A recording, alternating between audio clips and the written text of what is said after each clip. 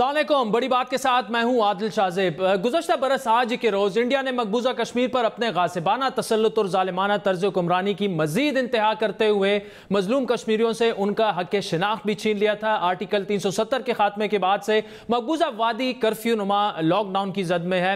70 لاکھ سے زیادہ کشمیری اپنے گھروں میں محصور ہیں اس وقت سے اب تک، اور اب مقبوضہ کشمیر میں تکالیف اور مایوسی دن بدن بڑھتی جا رہی ہے۔ مقبوضہ کشمیر کی خصوصی حیثیت ختم کرنے کے اقدام کو 1 سال مکمل ہونے پر پورے علاقے میں 2 روز کے لیے کرفیو لگا دیا گیا ہے، جبکہ مظلوم کشمیریوں کی نسل کشی کا سلسلہ نہ صرف جاری ہے بلکہ اس میں شدت آتی جا رہی ہے۔ گزشتہ برس 5 اگست سے اب تک غیر قانونی محاصروں کے دوران 214 کشمیریوں کو شہید کیا گیا، جبکہ گزشتہ 1 سال کے دوران بزرگ خواتین اور کشمیری لڑکیوں سمیت تقریباً 13,000 سے زیادہ کشمیریوں کو گرفتار کیا گیا، اور اس صورتحال میں کشمیریوں کے جذبات ناقابل بیان ہیں۔ گزشتہ ماہ انڈین فوج کے ہاتھوں شہید ہونے والے اپنے نانا کے مقتول جسم پر بیٹھے بچے کے مناظر نے دنیا کو جھنجھوڑ کر رکھ دیا تھا۔ کیا تھا؟ کس نے مارا؟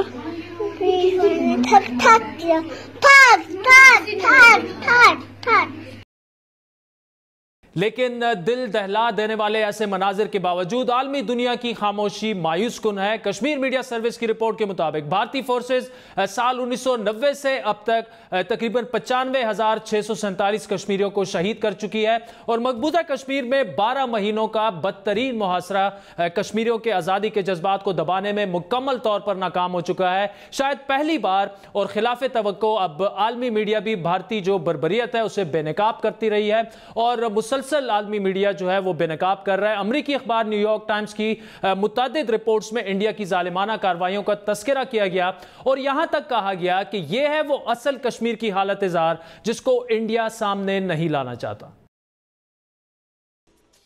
They have betrayed us. It was a backstabbing to us Kashmiris.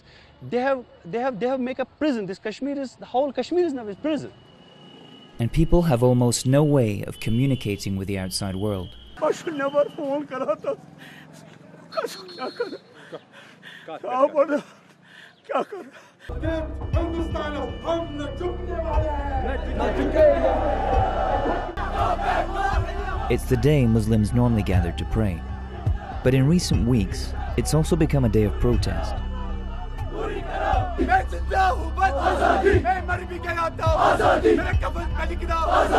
There is only one solution. One solution. Go back. People here are in mourning. Fahmida Shagu was at home with her children and her in-laws on August 9th. Police started firing tear gas at protesters outside. Fahmida's husband Rafiq helped rush her to the hospital, but doctors could not revive her. A sudden death and no one to hold accountable. We really demand justice. But from who? I don't know if we'll get justice. My kids will get justice. I don't know. اسی طرح امریکی اخبار Washington post نے بھارتی درندگی کا انکشاف کرتے ہوئے رپورٹ دی کہ بھارتی فوج حراست میں لیے جانے والے کشمیریوں کو بجلی کے جھٹکے دینے کے ساتھ ساتھ بدترین تشدد کا نشانہ بنا رہی ہے۔ عالمی تنظیم جینوسائیڈ واچ نے بھی مقبوضہ کشمیر میں بھارتی مظالم کا پردہ چاک کیا۔ ان کی رپورٹ میں یہ بتایا گیا ہے کہ مودی کی جماعت ہی بی جے پی کا نظریہ ہندوتوا کی واضح علامت ہے۔ CNN نے بھی بھارت میں نام نہاد جمہوریت اور سیکولرزم کا پول کھولا۔ اپنی ویب سائٹ پر شائع ہونے والی تجزیاتی رپورٹ میں یہاں تک کہا گیا کہ حکمران جماعت بی جے پی کی جڑیں ہندو شدت پسند جماعت RSS میں ہے۔ برطانوی اخبار دی گارجین کے مطابق کشمیری عوام بھارتی ظلم کے سامنے جھکنے کو تیار نہیں۔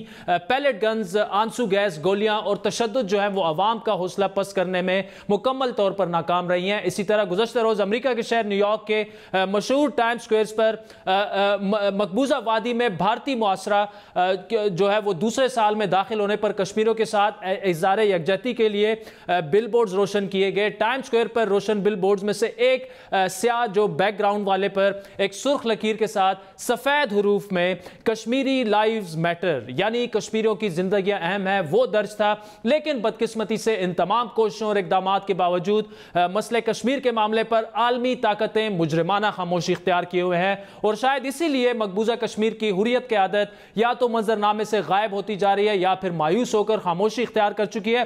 حال ہی میں کل جماعتی حریت کانفرنس سے الگ ہونے والے بزرگ مزاحمتی رہنما جناب سید علی گیلانی اور حریت کانفرنس کے اپنے دھڑے کے چیئرمین میر وائز عمر فاروق بالترتیب سری نگر اور حیدر پورہ میں اپنی رہائش گاہوں پر نظر بند ہیں. یہ تمام صورتحال مقبوضہ وادی میں قید کشمیریوں کے لیے کتنی مشکل ہے؟ کنٹرول لائن کی دونوں جانب کی قیادت اس وقت کیا سوچ رہی ہے؟ اس پر تفصیلی بات کریں گے مقبوضہ کشمیر سے تعلق رکھنے والی سینئر صحافی نعیمہ احمد مہجور سے، جو سابق وزیر اعلیٰ محبوبہ مفتی کی ترجمان بھی ہیں، رہ چکی ہیں، جبکہ آزاد کشمیر کے صدر مسعود خان بھی اس وقت ہمارے ساتھ موجود ہیں. خان صاحب، thank you so much for joining us. آج یوم استحصال جس طرح سے پاکستان میں منایا گیا اور پھر عمران خان صاحب خود وہاں پہ آپ کے پاس پہنچے اور وہاں پہ اسمبلی سے انہوں نے خطاب بھی کیا. میرے لیے ٹیک اوے ان کا ایک جملہ تھا جب وہ کہہ رہے ہیں کہ مجھے کشمیری کی عادت جو ہے وہ اندر سے مایوس نظر آ رہی ہے، شاید آپ ہار مان چکے ہیں. ایک تو یہ کہ کیا واقعی اس قسم کی کوئی مایوسی ہے، اور اگر وہ ہے تو وہ کس سے مایوسی ہے؟ حکومت پاکستان سے مایوسی ہے، پاکستان کے عوام سے مایوسی ہے؟ آپ سے سننا چاہیں گے. نہیں جی، ہمیں کسی قسم کی کوئی مایوسی نہیں ہے، اور مقبوضہ جموں و کشمیر کے لوگوں کے بارے میں آپ بات کریں تو وہاں تو بالکل مایوسی نہیں ہے، کیونکہ وہاں جو نوجوان ہیں بلکہ پوری کی پوری آبادی جو ہے وہ قربانیاں دے رہی ہے، شہادتیں ہو رہی ہیں. وہاں آج جو ہے 1 سال مکمل ہوا ہے ہندوستان کے قبضے کا اور محاصرے کا، لیکن اس کے باوجود جو ہے کشمیری ہمت نہیں ہارے، اور ہمارا حکومت پاکستان یا ریاست پاکستان سے کوئی شکوہ نہیں ہے. اصل میں جو یہ گزشتہ سال گزرا ہے تو حکومت پاکستان اور ریاست پاکستان نے من حیث القوم بڑی جدوجہد کی ہے، بڑی تگودو کی ہے، اقوام متحدہ تک پہنچے ہیں، سلامتی کونسل تک پہنچے ہیں، جنرل اسمبلی پہنچے، تو بہت کوشش کی ہے انہوں نے. میرا خیال ہے کہ پارلیمنٹ بھی اس سلسلے میں بہت ہی فعال رہی ہے، اور پارلیمنٹری ڈپلومیسی بھی کشمیر کے سلسلے میں کی گئی ہے. اصل میں ہم صرف یہ کہنا چاہتے ہیں کہ اب تک جو ہماری کوششیں ہوئی ہیں اس کی وجہ سے دنیا میں کشمیر کے بارے میں آگہی اور شعور تو پھیلے ہیں، لیکن نتائج سامنے نہیں آ رہے، کیونکہ کشمیر میں قتل عام جاری ہے. اور اس کے علاوہ یہ ہے کہ اب یہ نئے ڈومیسائل قواعد کے تحت جو ہے کشمیریوں سے ان کی زمین اور ان کے تمام حقوق چھینے جا رہے ہیں، اور وہاں آبادی کا تناسب تبدیل کیا جا رہا ہے. اور اگر اس عمل کو روکا نہ گیا تو 2-3 سال کے بعد کشمیر کی حیت مکمل طور پر تبدیل ہو چکی ہوگی، اس کی شکل تبدیل ہو چکی ہوگی، اس کی آبادی تبدیل ہو چکی ہوگی، اور وہاں جو ان کے جعلی انتخابی ڈھانچے ہیں ان میں نمائندگی کچھ اور لوگوں کی ہوگی جو کشمیری نہیں ہوں گے، جو ہندوستان سے آئے ہوئے ہندو ہیں، ان کی نمائندگی ہوگی. تو اس وقت جو ہے وقت جو ہے ہاتھ سے نکلا جا رہا ہے. تو ہم یہ کہہ رہے ہیں کہ جو ریاست پاکستان، جو اہل جموں و کشمیر کے وکیل ریاست ہے، اور وہ جو دنیا کے تمام اداروں میں یہ مقدمہ پیش کر رہی ہے، مقدمہ کشمیر پیش کر رہی ہے، وہ حکمت عملی کو کچھ اس طریقے سے ترتیب دے کہ اس کی تمام کوششیں برابر ہوں، نتیجہ خیز ہوں. وہ سلامتی کونسل ہو یا ہم مل کر جو ہے ایک انٹرنیشنل موومنٹ، ایک بین الاقوامی تحریک کا آغاز کریں، جس طریقے سے ویتنام کی ہوئی تھی، جس طریقے سے ساؤتھ افریقہ کے جو نسل پرست حکومت کے خلاف ہوئی تھی، تاکہ ہم لوگ کامیاب ہوں. کیونکہ ابھی تک ہم کامیاب نہیں ہوئے. ہندوستان کے ظلم و استبداد کو رکوانے میں ہم کامیاب نہیں ہوئے. اچھا خان صاحب، قطع کلامی کی معافی، یہاں پر نتائج اگر سامنے نہیں آ رہے اور آپ اس بات کو ایڈمٹ کر رہے ہیں کہ حکومت پاکستان کے بس میں جو تھا وہ کیا، عوام بالکل اسی طرح آج بھی کشمیر کے ساتھ کھڑے ہیں، اور کشمیر کو ہم، آپ کو پتہ ہے بالکل کشمیر کے بغیر پاکستان جو ہے وہ نامکمل ہے، لیکن کیا کیا جائے؟ آپشنز پاکستان کے پاس کیا ہیں؟ سلامتی کونسل میں بار بار آواز اٹھانا، جتنی قراردادیں آئیں، جنرل اسمبلی میں جس طرح عمران خان نے خطاب کیا، شاہ محمود قریشی صاحب ہر دوسرے دن بول رہے ہوتے ہیں. اس کے علاوہ کیا وہ کیا جائے جس سے نتائج سامنے آئیں؟ کیونکہ دیکھیں ایک فیکٹ تو ہمارے سامنے ہے کہ انڈیا جو ہے وہ as a global economy emerge کر رہی ہے، اور آپ کو پتہ ہے آج کل سارا دور اکانومی کا ہے. ایون مسلم ممالک اس طرح سے انڈین جو ایٹراسٹیز ہیں کشمیر میں وہ کرٹیسائز کرنے سے آج کل گریز کر رہے ہیں. تو آپ سے سننا چاہیں گے کہ کیا ایکسپیکٹیشنز ہیں آپ کی ریئلسٹکلی حکومت پاکستان سے؟ مزید کیا کیا جا سکتا ہے؟ آپشنز کیا ہیں؟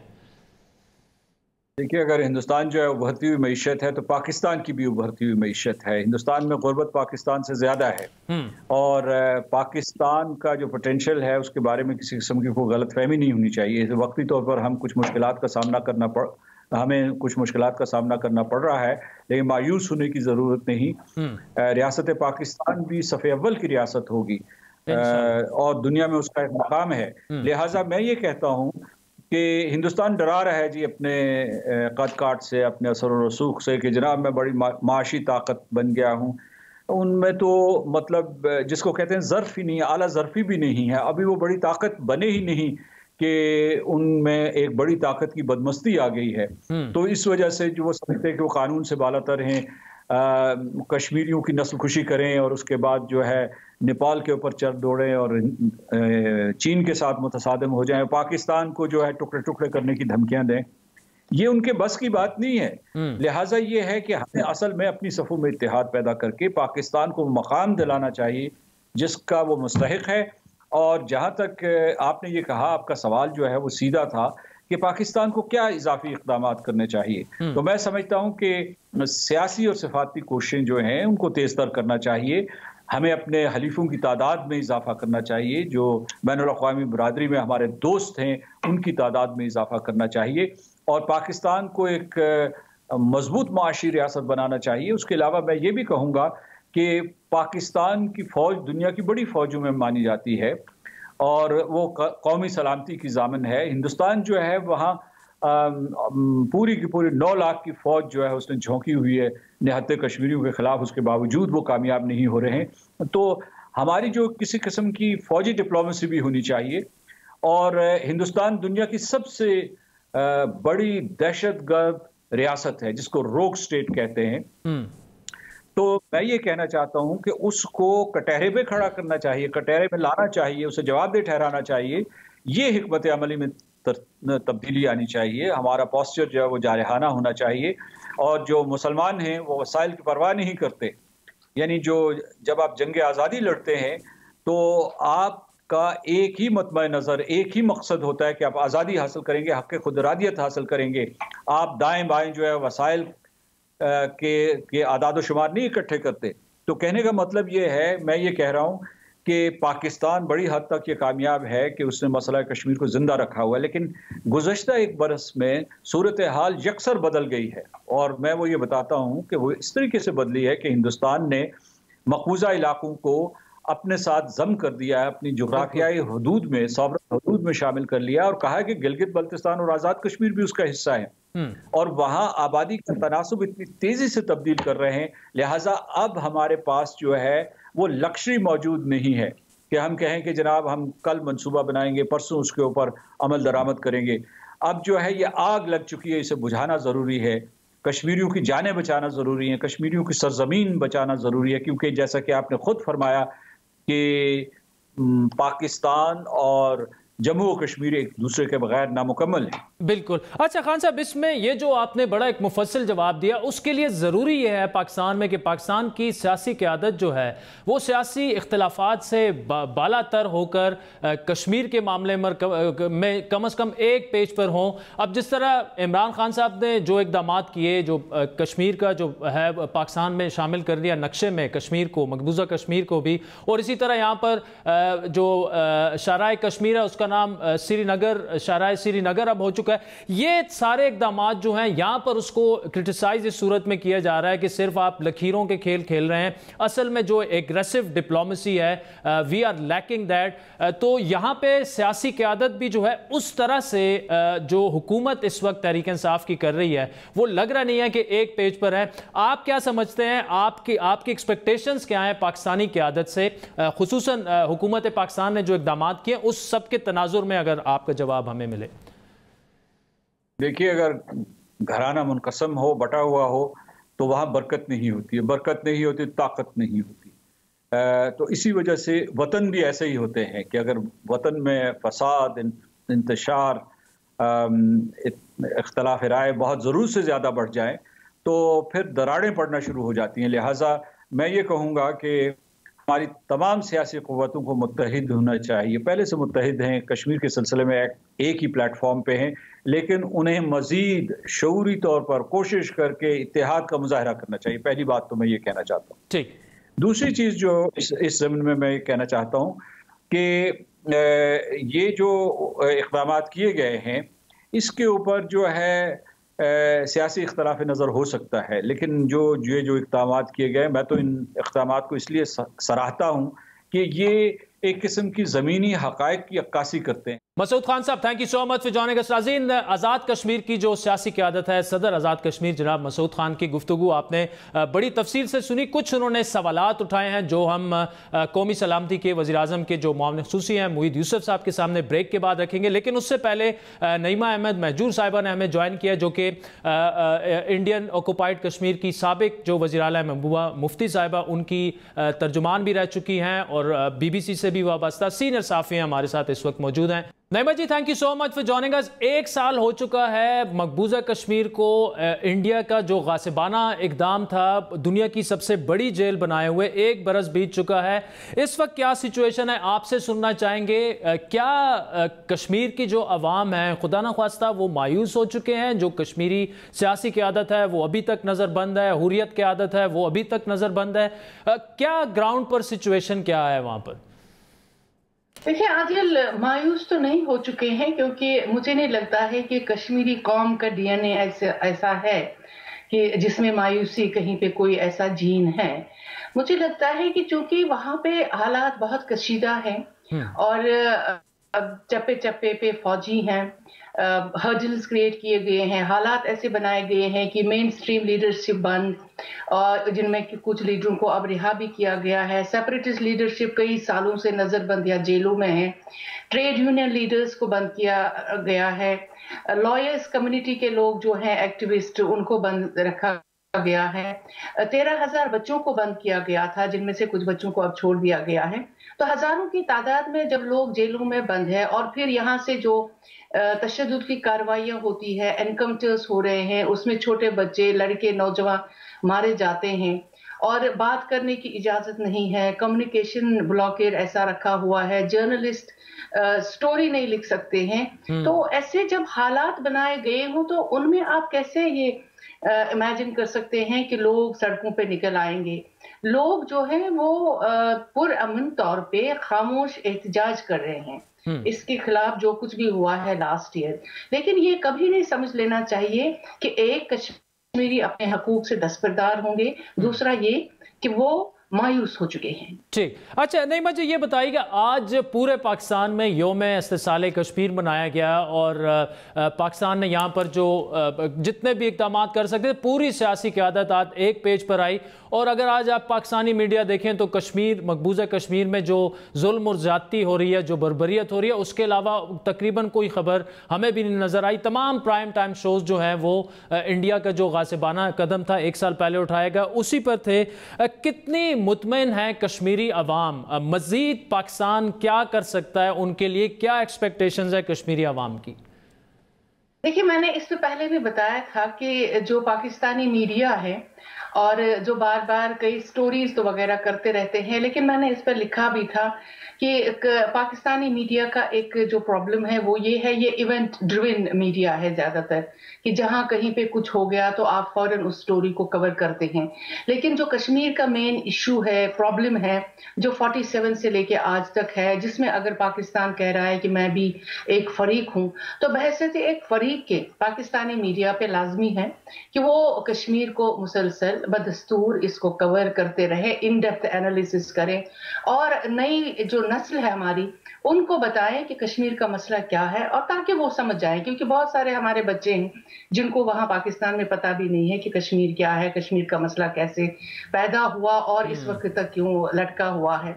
एक तो ये, लेकिन थैंक गॉड कि आज हमने देखा कि पाकिस्तानी मीडिया पे पूरा कश्मीर है। लेकिन ये ऐसा नहीं होना चाहिए कि भाई आज का दिन था, अब खत्म हो गया, अब हम अगले साल हम दोबारा जाग जाएंगे और फिर यौम एहतिसाल कश्मीर व्हाटएवर इट इज मनाएंगे। दूसरी बात है कि पाकिस्तानी हुकूमत ने जो स्टैंड लिया है और खास तौर से जो आपके वजीर आजम ने स्टैंड लिया है, मैं उसकी सराहना करती हूँ, इसलिए कि वो भी इस जद्दोजहद को पुरअमन तौर पे आगे ले जाना चाहते हैं। ہیں اور ان کو بھی پتا ہے کہ پرامن طور پہ اگر کوئی جنگ لڑنی ہے تو اس کے لیے آپ کو عالمی حمایت حاصل کرنی ہے اور وہ بہت آسان بھی ہو جاتی ہے.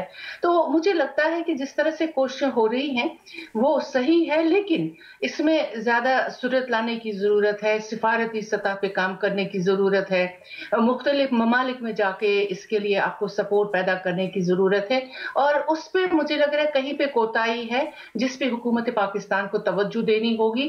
اگر وہ سمجھتا ہے کہ حکومت سمجھتی ہے کہ کشمیر کا ایک فریق پاکستان ابھی ہے اور کشمیر پہ ہمیں کام کرنا چاہیے اور کشمیر کاز کے لیے ہمیں آگے آنا چاہیے. نعیمہ احمد مہجور صاحبہ، thank you so much for joining us. ناظرین، بڑی انتہائی اہم انہوں نے بات کی کہ آج تو پورا دن پاکستانی میڈیا پہ کشمیر کشمیر ہوتا رہا، لیکن ہمیں کل اس کو بھولنا نہیں چاہیے. اور یہ 1947 سے اب تک یہ جو مسئلہ چل رہا ہے وہ اتنا چھوٹا مسئلہ نہیں ہے کہ ہم صرف ایک دن یوم استحصال کشمیر منائیں اور پھر اگلے دن اس کو بھول جائیں، کیونکہ آئندہ آنے والی جو نسلیں، جس طرح نعیمہ جی نے کہا، بڑی سینئر صحافی ہیں وہ اور سابق وزیر اعلیٰ کی وہ ترجمان بھی رہ چکی ہیں مقبوضہ کشمیر کی. تو ہمیں اپنی آئندہ آنے والے نسلوں کے لیے بھی میڈیا کا بھی اپنا کردار ہے، اور حکومت کی جانب جو انہوں نے کوتاہی کی جانب اشارہ کیا تو اس پر بھی ہم تفصیلی بات کریں گے. ایک بریک کے بعد وزیراعظم کے جو معاون خصوصی ہیں برائے قومی سلامتی ڈاکٹر موحید یوسف صاحب ہمیں جوائن کریں گے. ہمارے ساتھ رہیے گا.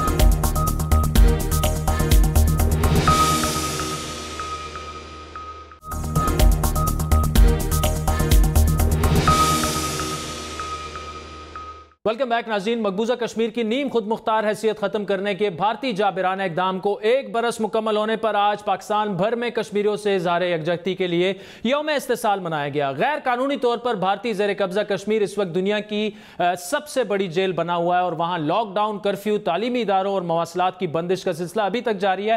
لاک ڈاؤن اور کرفیو میں لپٹے اس ایک سال کا حاصل صرف ایک ہی سوال ہے، اور وہ یہ کہ پاکستان اس معاملے میں کہاں کھڑا ہے، پاکستان نے کیا کیا اور پاکستان کی پالیسی کیا ہے. گو کہ پاکستان نے مودی کی غاصبانہ حکومت کی جانب سے کیے گئے اقدامات کے خلاف بھرپور طریقے سے آواز اٹھائی، انڈیا کے عزائم کو دنیا کے سامنے بے نقاب کیا اور متحرک سفارتکاری کے ذریعے مظلوم کشمیریوں کا مقدمہ لڑنے کی ہر ممکن کوشش کی. وفاقی حکومت نے مقبوضہ کشمیر میں انڈیا کے غیر آئینی اقدامات کے بعد فوری طور پر قومی سلامتی کمیٹی کا اجلاس بلایا اور سفارتی تعلقات کا درجہ کم اور تجارتی تعلقات جو تھے وہ مکمل طور پر انڈیا سے منقطع کر لیے. وزیر خارجہ شاہ محمود قریشی نے سلامتی کونسل، اقوام متحدہ، جنرل سیکرٹری اقوام متحدہ اور OIC کے جنرل سیکرٹری سمیت دیگر عالمی تنظیموں کے سربراہان کے نام اپنے خطوط میں مقبوضہ کشمیر میں انسانی حقوق کی خلاف ورزیوں کا نوٹس لینے کا مطالبہ کیا. 27 ستمبر کو عمران خان کے اقوام متحدہ کی جنرل اسمبلی میں خطاب جو تھا وہ بھی، اس کا محور بھی کشمیری تھا. اقوام متحدہ کی جنرل اسمبلی کے اجلاس میں شرکت کے علاوہ وزیراعظم عمران خان نے امریکی صدر ڈونلڈ ٹرمپ سے بھی ملاقات کی، جس میں ٹرمپ نے بھی کشمیر کے معاملے پر ثالثی کی پیشکش کو دہرایا. اور آج کا دن بھی عمران خان، صدر عارف علوی سمیت ملک کی تمام سیاسی قیادت نے یوم استحصال کے نام کیا. صدر مملکت نے سینٹ کے خصوصی اجلاس میں اپنے خطاب میں اس عزم کا اظہار کیا کہ پاکستان کشمیریوں کی اخلاقی، سیاسی اور سفارتی حمایت جاری رکھے گا. گزشتہ ایک سال میں مقبوضہ کشمیر کے حوالے سے حکومتی کوششوں، حکمت عملیوں، دعووں، وعدوں اور اقدامات کے باوجود حکومت کی پالیسی میں جو کچھ خامیاں ہیں، کمزوریاں ہیں، وہ بھی اپنی جگہ موجود ہیں. جس طرح عالمی دنیا کی مجرمانہ خاموشی، غفلت اور دور معیار کے باعث مقبوضہ کشمیر میں مایوسی کا ماحول پروان چڑھتا جا رہا ہے، اسی طرح آزاد کشمیر کی قیادت بھی پاکستان کی جانب سے کیے جانے والے اقدامات کو تسلی بخش قرار نہیں دے رہی اور عملی اقدامات کا مطالبہ کر رہی ہیں، جس کا ادراک وزیر اعظم عمران خان کو بھی کرنا پڑا اور وہ بھی آزاد کشمیر اسمبلی کے خطاب کے دوران تسلیاں دیتے رہے. مجھے آج مایوسی آپ کی باتوں سے فیل ہوا ہے کہ جس طرح آپ مایوس ہوئے ہیں. یہ نہیں کہ ایک آپ نے وزیر اعظم صاحب کشمیر کی پاکستان کی بات کی کہ پاکستان کو اٹھانے کے لیے اٹھانا چاہیے، کوئی تھنک ٹینکس ہونے چاہیے، اور آپ نے جو سب کی بھی باتیں آئیں ایسے لگا جیسے کوئی آپ اندر سے تھوڑے سے ہارے ہوئے ہیں.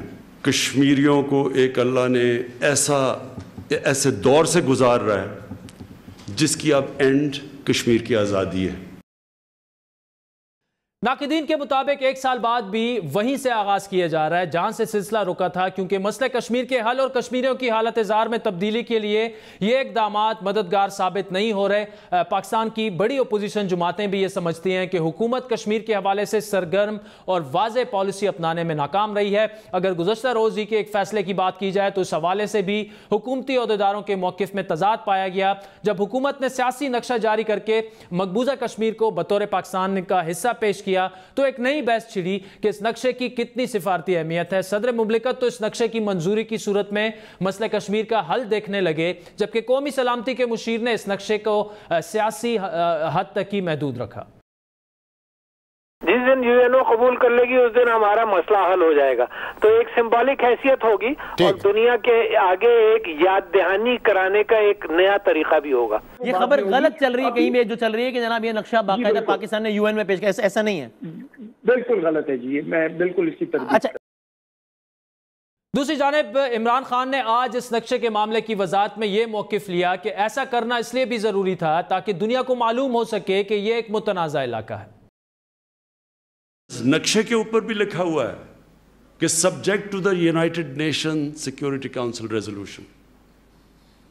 सो हम इस चीज़ के ऊपर क्लियर हैं, हाल ही इसका एक है और ये ज़रूरी था करना क्योंकि हिंदुस्तान ने जो नक्शा बनाया, आज़ाद कश्मीर भी सारा अंदर और गिलगित बल्तिस्तान भी, तो ज़रूरी है कि क्या रिएक्ट करें, हम बताएं हैं कि असल में ये डिस्प्यूटेड टेरिटरी है, ये कभी भी हिंदुस्तान की टेरिटरी नहीं थी, ये इलीगली उन्होंने ऑक्यूपाई की हुई है।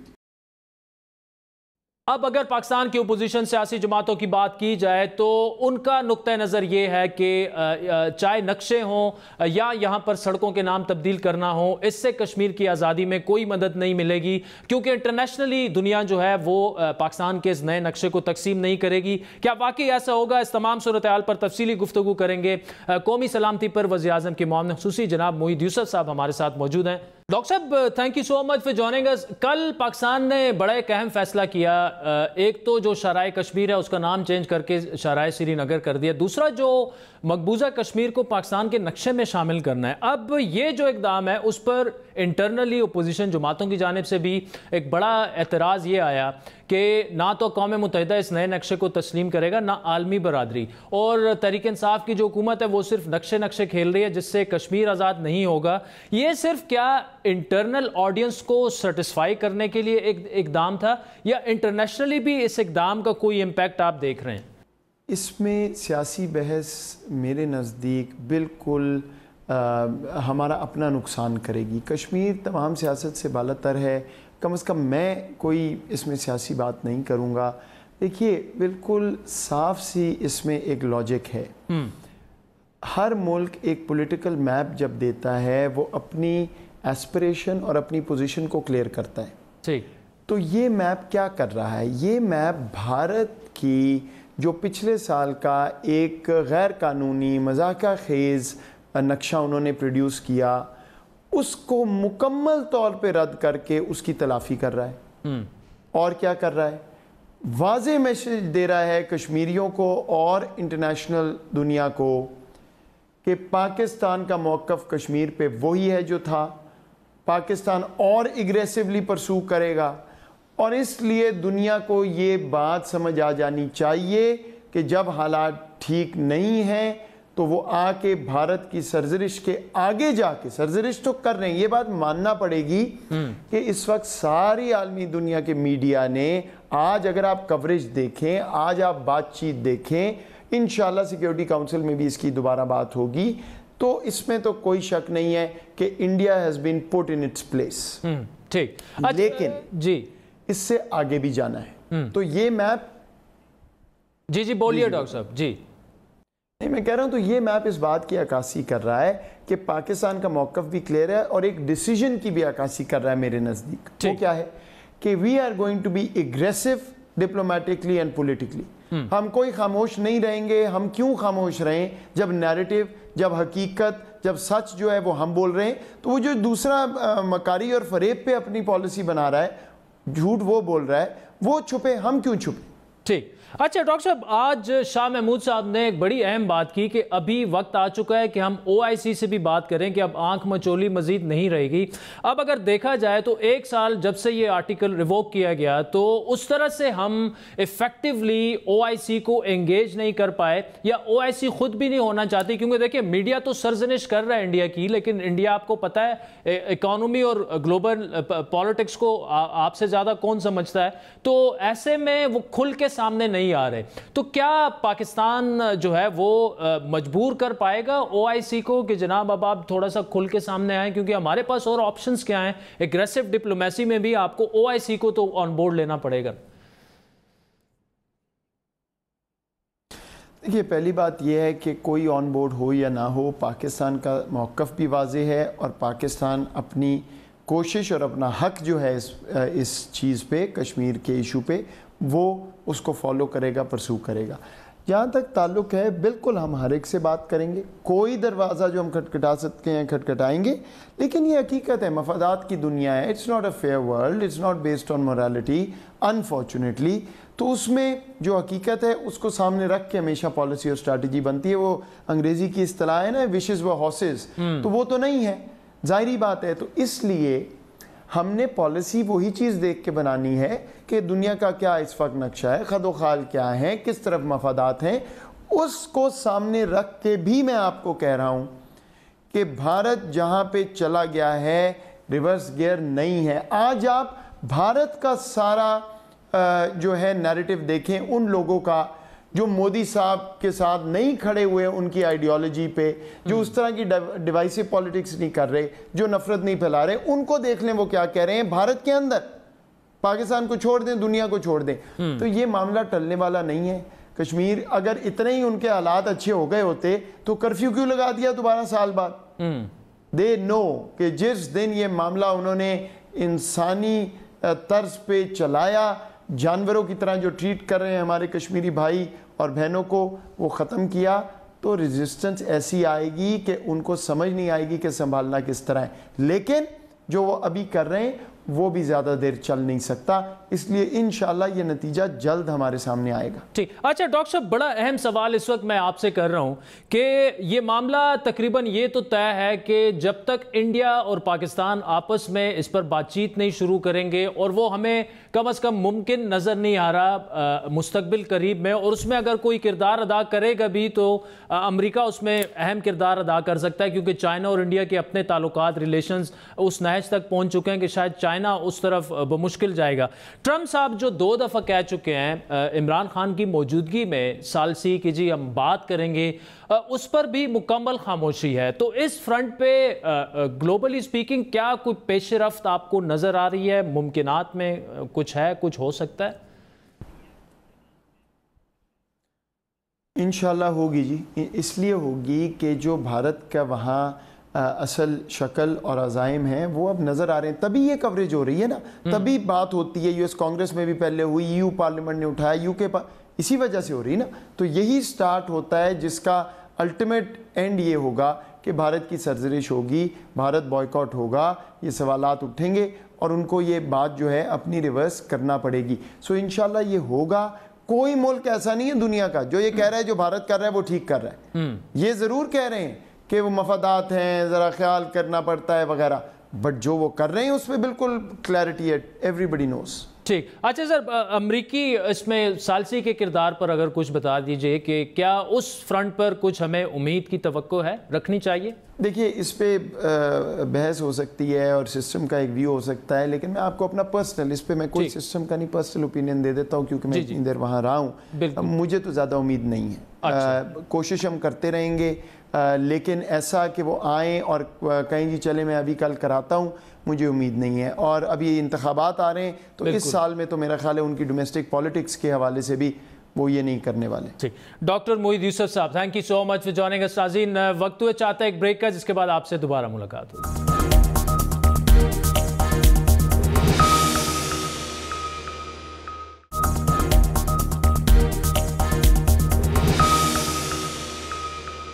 वेलकम बैक नाज़रीन। गुज़श्ता रोज़ लबनान के मकामी वक्त के मुताबिक शाम 6 बजे एक खौफनाक धमाके ने दारुल हुकूमत बैरूत को एक बार फिर बर्बाद कर डाला। बैरूत की बंदरगाह के करीब होने वाले इस धमाके के मनाजिर को देखें तो बिल्कुल क़यामत का मंजर आपको महसूस होगा। अब तक की तफसीलात के मुताबिक इस हौलनाक तबाहकारी के बायस 100 से ज़्यादा अफराद जाम बहक और 4000 से ज़्यादा जख्मी हो चुके हैं। हुकाम के मुताबिक अमवात में इजाफे का भी खदशा है, क्योंकि रेस्क्यू और इमरजेंसी इदारे मलबे के ढेर से अभी तक लाशें निकाल रहे हैं। इंसानी जानों के ज़या के अलावा बैरूत की बंदरगाह और मुल्का इलाकों के मनाजिर किसी तबाह हाल खंडरात की मंजर कशी कर रहे हैं। धमाके की फुटेज बनाने वालों ने सोशल मीडिया पर वीडियो शेयर की हैं, जिसमें हर सू धुएं के बादल दिख सकते हैं, जबकि 2 किलोमीटर दूर वीडियो बनाने वाले अफराद भी धमाके की शिद्दत से पीछे जा गिरे थे।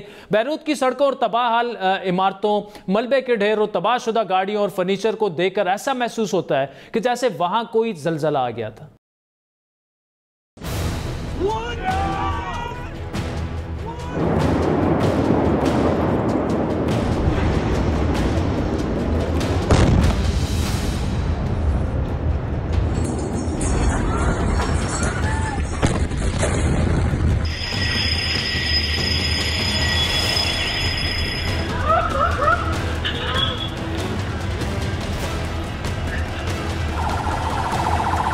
الله أكبر البناية أخذت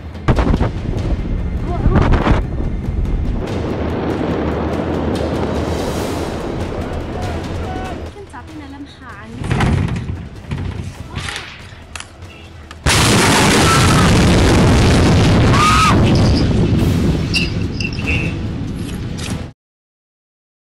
और नाज़रीन इसी पर तफसीली बात करेंगे। बॉस्टन यूनिवर्सिटी के Pardi school of global studies के डीन प्रोफेसर डॉक्टर आदिल नजम साहब हमारे साथ मौजूद हैं। डॉक्टर साहब, thank you so much for joining us. वैसे तो लेबनान की जो अपनी हुकूमत है, सियासी क़यादत है, वो तो इसे एक हादसा भी करार दे रहे हैं, लेकिन जो डोनाल्ड ट्रंप का एक बयान है वो इसे हमला करार दे रहे हैं। तो ग्लोबल कॉन्टेक्स्ट में इसको कैसे देखा जाए? एक तो बड़ा एक अफसोसनाक हादसा था, लेकिन आप इसको कैसे रीड कर रहे हैं? देखिए, मेरे ख्याल में अब तक तो जो कुछ हमें पता लगा है और पता लग रहा है उससे तो यही है कि ये एक हादसा था और एक भयानक हादसा था। और एक तरह से एज अ पाकिस्तानी और खुसूसन जिस उम्र का मैं हूं, तो मुझे जैसे ही मैंने पहली सुना है, मेरा जो जहन में पहला लफ्ज आया वो ओजुडी कैंप आया, उसकी सिर्फ पहली तस्वीर देख के। और ये एक भयानक हादसा है, और ये हादसा, हर हादसा जो है हादसा ऐਵੇਂ नहीं होता, हादसे के पीछे भी तारीख होती है। और ये हमारे जैसे मुल्कों के लिए और लबनान के लिए अगर हादसा भी है तो सोचने की बात यह है कि ऐसा हादसा क्यों हुआ, क्यों कर हो सकता है, ऐसा हादसा तो होना ही नहीं चाहिए इस किस्म का। अब जहां तक आपने बात की ग्लोबल की, इस वक्त तो मेरे ख्याल में जो ग्लोबल लहर है वो है दुख की, क्योंकि लबनान एक ऐसी जगह है कि जिसने बहुत कुछ सहा है और दुनिया ने देखा है। तो एक वो एक हार्ट फेल्ट दुख है।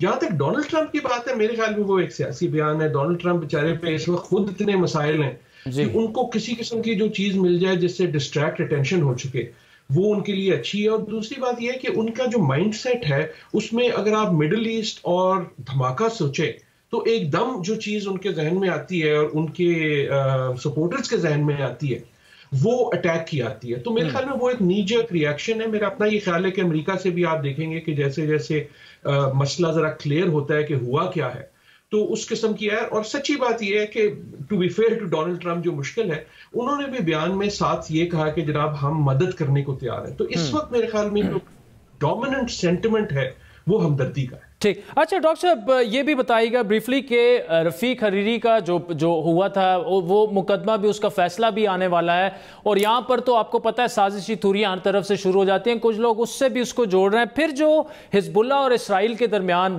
टेंशन तो वैसे ही रहता है, लेकिन आजकल वो काफ़ी बड़ा हुआ है, तो उस पर इस हादसे का क्या इम्पैक्ट होगा? एक तो हर तरफ एक हमदर्दी की लहर है लबनान के लिए, लेकिन आपको पता है कि लबनान के शहरियों के लिए तो होगी, लेकिन हिजबुल्लाह के लिए स्पेशली मगरबी ममालिक में एक हमदर्दी की लहर पैदा होना बड़ा नामुमकिन सी बात लगती। मेरे ख्याल में इसकी इम्प्लीकेशंस जो हैं डोमेस्टिक और रीजनल दोनों हैं। एक तरफ तो कंस्पिरेसी की बात है, और देखें जब मुल्क लबनान हो या हमारे जैसा हो या दूसरा हो, तो आजकल शक इतना है कि कंस्पिरेसी जो है वो बैठती भी है और जहन एकदम जाता है कि यार इसके पीछे अगर ये डेपो भी था जिसमें केमिकल्स थे, तो शायद कोई आग लगाने वाला भी हो, शायद इसके पीछे कुछ हो, क्योंकि जब भी आप डिस्ट्रस्ट होगा तो वैसा होगा। तो एक तो वो हमने यकीनन देखा है। लबनान की जो सियासत है वो खुद इतनी बिखरी हुई है کہ وہ ایون ان اے ٹائم یہاں دنیا بھر کی سیاست بکھری ہوئی ہے تو لبنان نے ایک نئی سطح پہ، لیکن آپ کو یاد ہوگا کہ کچھ عرصے پہلے ہم بات یہ کر رہے تھے کہ جناب ان کے جو وزیر اعظم ہیں وہ گئے سعودی عربیہ نے ان کو پکڑ کے رکھ لیا، محمد بن سلمان صاحب نے. تو یہ ایک آلریڈی ایک بکھری ہوئی سیاست، ایک آلریڈی ایک بڑے مشکل ملک جس میں مختلف کمیونٹیز ہیں، تو یہ اس میں آیا. آپ نے جو بہت ہی میرے خیال میں اہم بات کی وہ یہ کہ ریجن میں اور خصوصاً اسرائیل کے حوالے سے ایک اور انسرٹنٹی ہے کہ ریجن جو ہے جو ہمیشہ ایک تشویش کی صورتحال میں رہتا ہے وہ ایک بہت ڈاماڈول ہے. تو چاہے اس میں کنسپریسی ہو یا نہ ہو، جو میرے خیال میں نہیں ہے، لیٹ اس اسیوم کنسپریسی نہیں ہے، اگر نہیں بھی ہے تو اس کی جو امپلیکیشن ان چیزوں پہ ہے وہ یقیناً ہوگی. دیکھیں ایک تو ہمیں یہ نظر آ رہا ہے کہ اس کا جو امپیکٹ ہے وہ صرف وہاں نہیں ہے جہاں دھماکہ ہوا ہے، پورا کا پورا بیروت جو ہے اس میں کسی کا گھر ٹوٹا، کسی کی کھڑکی ٹوٹی، کسی کا دروازہ ٹوٹا. تو وہ جو پریشر آئے گا سوسائٹی پہ وہ ایک دم ٹرانسلیٹ ہوگا پولیٹیکل پریشر پہ. جس طرح جب بارش ہوتی ہے تو تمام شہر جو ہے وہ بکھر جاتا ہے. تو یہ تو جب اتنی چھوٹی چیز ہوئی ہے تو ایک انسرٹن پالیٹکس جو ہے وہ اور انسرٹن ہو جائے گی. اور اس میں جو ایک بہت بڑا ان نون پلیئر ہے اسرائیل جو اپنی سچویشن تبدیل کرنا چاہ رہا ہے، وہ یقیناً اور پریشر بھی ڈالے گا. تو again I think fasten your seat belt, یہ اس کے جو امپلیکیشنز ہیں، اگر یہ کنسپریسی نہیں بھی ہے، اگر یہ صرف دھماکہ بھی ہے، تو اس کی پولیٹیکل امپلیکیشن ہم دیکھتے رہیں گے بہت عرصے تک. پروفیسر ڈاکٹر عادل نجم صاحب، thank you so much for joining us. ناظرین، آج کے پروگرام پر آپ کے فیڈ بیک کے منتظر رہیں گے. ہمارا ٹویٹر ہینڈل ہے @بڑی بات. مجھے میری ٹیم سے اجازت دیجیے. خدا حافظ.